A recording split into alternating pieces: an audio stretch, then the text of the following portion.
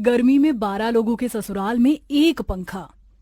कितनी सुंदर है मेरी छोटी वाली बहू, कहीं किसी की नजर ना लगे। माँ जी, लगेगी भी कैसे, मैंने तो शादी के वक्त ही साक्षी को काला टीका जो लगा दिया था।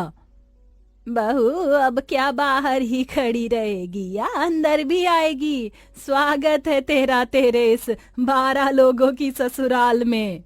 अपनी दादी सास निर्मला की बातें सुन साक्षी के कान एकदम खड़े हो जाते हैं। जिसके बाद साक्षी जैसे ही अंदर आती है तो अब उसकी आंखें भी बड़ी हो जाती हैं।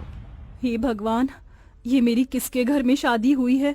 यहाँ चिड़ियाघर में 1 2 3 4 5 6, अरे बाप रे बाप, पूरे 12 लोग हैं। साक्षी 12 लोग से भरे अपने ससुराल को देखकर मन ही मन परेशान होने लगती है। जिसके बाद साक्षी हॉल में जाकर बैठ जाती है। साक्षी के इस 12 लोग के ससुराल में सिर्फ एक ही पंखा लगा था, जिसके चलते साक्षी को बहुत गर्मी लगती है। एक तो ये गर्मी, ऊपर से भारी लहंगा, मेरी तो जान ही निकली जा रही है। क्या करूं? इस पूरे घर में तो बस एक यही पंखा है, ना जाने इतनी गर्मी में इस एक पंखे में कैसे गुजारा होगा। थोड़ी देर में ही रात हो जाती है। जिसके बाद साक्षी की नंद आरती साक्षी को घर के कोने में रख के एक खाट के पास ले जाती है और उसे वहां बिठा देती है। तुमने मुझे इस खाट पर क्यों बिठा दिया है? भाभी, अब से आप और भैया इसी खाट पर सोना, हम सब लोग जमीन पर सो जाएंगे। एक ही कमरे में क्यों? क्या कोई दूसरा कमरा नहीं है? भाभी, हम सब लोग तो इस एक कमरे में रहते हैं, एक और छोटा सा कमरा है तो उसमें हमने रसोई बना ली। इसी खबर को सुनने की कमी रह गई थी। वाह रे वाह, मेरी किस्मत। साक्षी अपने पति जय के साथ उस खाट पर ही सो जाती है। घर में सिर्फ एक ही पंखा लगा होता है, जिसके चलते हर किसी को उसकी थोड़ी बहुत ही हवा मिलती है। लेकिन साक्षी को तो वो बहुत थोड़ी हवा भी नसीब नहीं होती और गर्मी से साक्षी रात भर बेचैन होती रहती है। रात के 3 बज गए हैं, लेकिन अभी तक मुझे नींद नहीं आ रही है इस गर्मी में। साक्षी गर्मी में पूरी रात जागती रहती है। अगले दिन होते ही साक्षी उठकर जल्दी से नहा धोकर तैयार हो जाती है और अपनी पहली रसोई की रस्म में लग जाती है। सब्जी तो बन गई है, सब लोग रोटी और चावल कितने खाते हैं क्या आप मुझे बता दीजिए। तुम चावल ये पतीला भरकर बना दो, और रही रोटी तो हर कोई 3-4 रोटी खाता है, तो उसके हिसाब से तुम 50 रोटी बना लो। भगवान, 50 रोटियां? ये इस परिवार का खाना है या गांव भर का? मेरी तो 10 रोटी में ही जान निकल जाएगी। कहाँ मायके में मैं मुश्किल से 4-5 रोटी बनाती थी और कहाँ अब ये 50 रोटियां बनानी होंगी। साक्षी गर्मी से परेशान होकर धीरे धीरे रोटियां बनाना शुरू करती है। वहीं उस एक पंखे का भभका सीधा उस रसोई वाले कमरे में जाता है, जिसके चलते साक्षी थोड़ी देर में ही पसीने से लथपथ हो जाती है। मेरी हिम्मत मारी गई थी जो मैंने शादी के लिए हाँ बोला। साक्षी का ससुराल कहने को बड़ा था, लेकिन काफी गरीब था। साक्षी भी एक गरीब परिवार से ही थी, लेकिन उसके घर में एक छोटा सा कूलर और बहुत ही कम लोग थे, जिसके चलते उसे ज्यादा परिवार और गर्मी में रहने की आदत नहीं थी।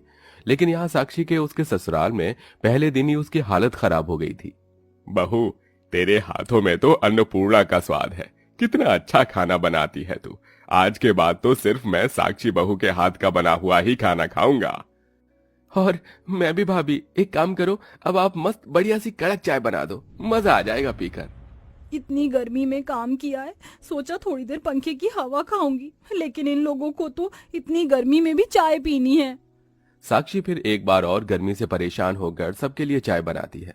सभी हॉल में बैठकर चाय पीते हैं, जिसके चलते साक्षी को कहीं पर भी पंखे के नीचे बैठने की जगह नहीं मिलती और ऐसे ही रात हो जाती है। लेकिन आज की रात भी साक्षी को नींद नहीं आती। बस अब बहुत हुआ, अब मैं इस गर्मी को और बर्दाश्त नहीं करूंगी। मैं चली बाहर सोने के लिए, कम से कम बाहर की हवा से तो चैन की नींद आएगी मुझे। साक्षी पंखे की हवा न मिलने की वजह से गुस्से में बाहर आंगन में सोने के लिए चली जाती है। लेकिन आंगन में हवा लगने की बजाय साक्षी को मच्छर काटने लगते हैं, जिसके चलते बेचारी फिर से अंदर आ जाती है। आज तो मैंने समय से सारा काम खत्म कर दिया, अब जल्दी से इस पंखे के नीचे सो जाती हूँ। रात को ना सही, कम से कम दिन में तो नींद नसीब हो। साक्षी जैसे ही पंखे के नीचे सोती है, तभी वहां उसका दादा ससुर प्रकाश आ जाता है। अरे बहू, साक्षी बहू, मेरे लिए जल्दी से 5 रोटियां और सिल पर पिसी हुई लाल मिर्च और लहसुन की चटनी बना दे। बेचारी साक्षी गर्मी में फिर रसोई में जाती है और रोटियां बनाकर चटनी पीसने लगती है। जिस तरह से आज ये चटनी पिस रही है, एक दिन देखना ये सभी लोग मुझे भी पीस देंगे। साक्षी का एक कमरे का ससुराल होने की वजह से ना ही तो उसे ठीक से पंखे की हवा मिल पा रही थी और ना ही 2 मिनट के लिए भी प्राइवेसी। सॉरी भाभी, मुझे पता नहीं था कि आप कपड़े बदल रही हो। आरती, तुम्हें दरवाजा खटखटा कर आना चाहिए था।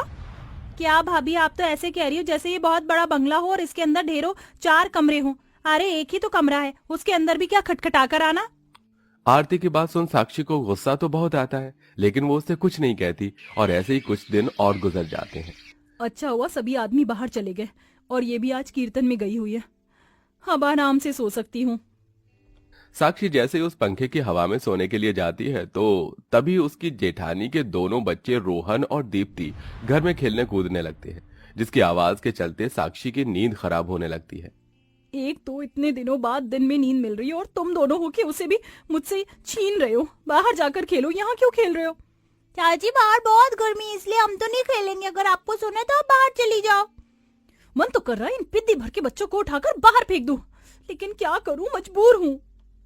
साक्षी अपना गुस्सा कंट्रोल करती है और उन दोनों से कुछ नहीं कहती। सुनिए जी, अब इस 12 लोगों के ससुराल में एक पंखे में मैं नहीं सो सकती। कहीं से भी एक और पंखा लेकर आइए ना। साक्षी तुम जानती भी हो, ये एक पंखा भी हम लोग कितनी मुश्किल से लेकर आए थे। 8 महीने तक हमने इस पंखे की किश्त भरी थी। बस कुछ समय की और बात है, फिर गर्मी का मौसम तो चला ही जाएगा। गर्मी का मौसम है तो क्यों, मैं भी चली जाऊंगी एक दिन इसी गर्मी में। गर्मी में दिन भर काम करना और ठीक से नींद न मिलने की वजह से अब साक्षी की तबीयत खराब होने लगी थी। वहीं गर्मी की वजह से साक्षी के हाथ पैरों पर गर्मी के दाने निकल आए थे। साथ ही साथ अब धीरे धीरे उसके शरीर में पानी की कमी भी होने लगी थी। शरीर में बिल्कुल भी जान नहीं बची है। ना जाने क्यों चक्कर आ रहे, ऊपर से पसीना आता है। गर्मी के चलते मेरा बीपी बहुत ज्यादा लो हो गया है। अरे साक्षी बहू, तू यहाँ बैठी है, चल अब जल्दी से उठ और सबके लिए एक एक कप चाय बना दे। मेरी तबीयत मुझे कुछ ठीक नहीं लग रही है। आज चाय आप किसी और से बनवा लो। तो जैसी चाय तो इस घर में कोई भी नहीं बना सकता। चल उठ जा, ये तबीयत खराब कुछ नहीं होता। अपनी सास की बात सुन साक्षी उठती है और गर्मी में जाकर सबके लिए चाय बनाती है। साक्षी चाय का ट्रे लेकर हॉल में आ ही रही होती है कि तभी अचानक साक्षी को चक्कर आ जाते हैं और वो वहीं बेहोश हो जाती है। अरे हे भगवान, साक्षी को क्या हो गया? साक्षी, साक्षी उठो, तुम ठीक तो हो ना? अरे आप सब लोग भाभी को संभालिए, मैं जल्दी से डॉक्टर को लेकर आता हूँ। विजय भागता हुआ डॉक्टर के पास जाता है और उसे बुलाकर लाता है। डॉक्टर साक्षी का चेकअप करता है। डॉक्टर, क्या हुआ साक्षी को? वो ऐसे अचानक बेहोश कैसे हो गई? आप लोग इतनी लापरवाही कैसे कर सकते हैं? आप देख नहीं रहे, इनके पूरे शरीर पर गर्मी के दाने निकल आए हैं।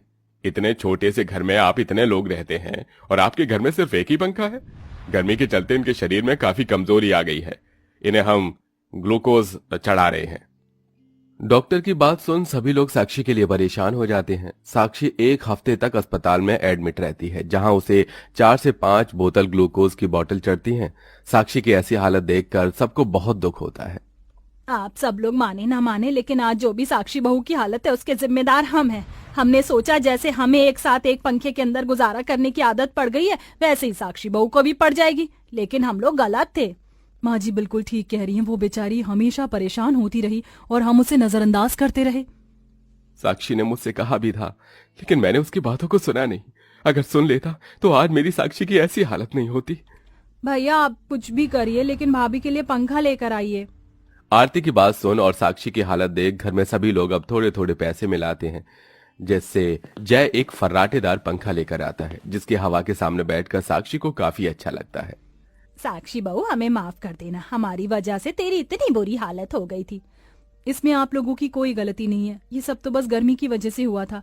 लेकिन अब देखिए हमारे घर में कितना अच्छा पंखा आया है। अब हम में से किसी को भी कभी गर्मी से परेशान होने की कोई जरूरत नहीं होगी। अब साक्षी के साथ साथ सभी लोग फर्राटेदार पंखे और छत पर लगे पंखे की हवा में आराम से रहते हैं, जिससे अब ना ही तो किसी को गर्मी लगती है और ना ही किसी को कोई परेशानी होती है। साथ ही साथ साक्षी भी अपने इस 12 लोगों की ससुराल में खुशी खुशी रहती है।